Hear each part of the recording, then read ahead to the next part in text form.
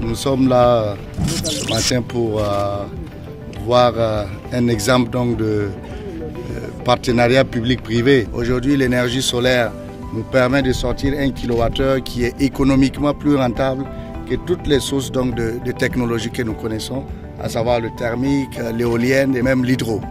Donc, ça vous dit qu'aujourd'hui, nous sommes ici pour voir donc l'état d'avancement d'une opportunité que nous avons, parce qu'avec la libéralisation donc, du secteur de l'énergie, l'État ne peut pas tout faire. Et nous avons besoin de l'accompagnement du secteur privé, et c'est ce qui est en train donc, de se démontrer ici. Je pense que les travaux ont débuté depuis pratiquement le mois d'octobre, et aujourd'hui, nous sommes très ravis de voir que déjà la pose donc, des panneaux est à pratiquement 25-30%, et nous avons espoir que d'ici donc la fin de l'année, nous allons pouvoir inaugurer donc cette centrale de 30 MW ici et faire de telle sorte que le Burkina, qui est en train donc de s'orienter résolument vers l'énergie solaire, puisse jouer les premiers rôles en matière d'énergie solaire dans la sous-région. Je profite donc de votre micro pour passer un message donc, à l'ensemble de la population. Vous savez, nous sommes dans le mois donc, de la canicule, ce n'est pas facile.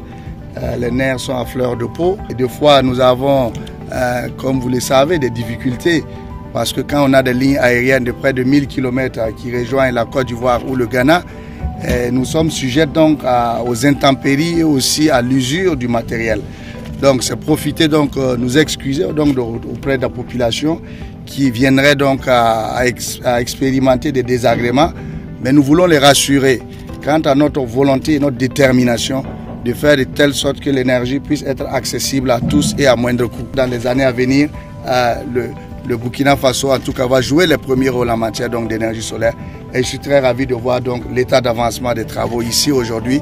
Nous allons continuer aussi pour regarder aussi les autres centrales en construction, et nous allons mettre la pression nécessaire pour que les centrales puissent sortir des terres. Et je profite aussi pour lancer un message aux autres promoteurs pour les demander d'aller dans la célérité, parce que nous avons besoin d'énergie tout de suite et maintenant. Nous reviendrons très bientôt pour voir l'état d'avancement des travaux.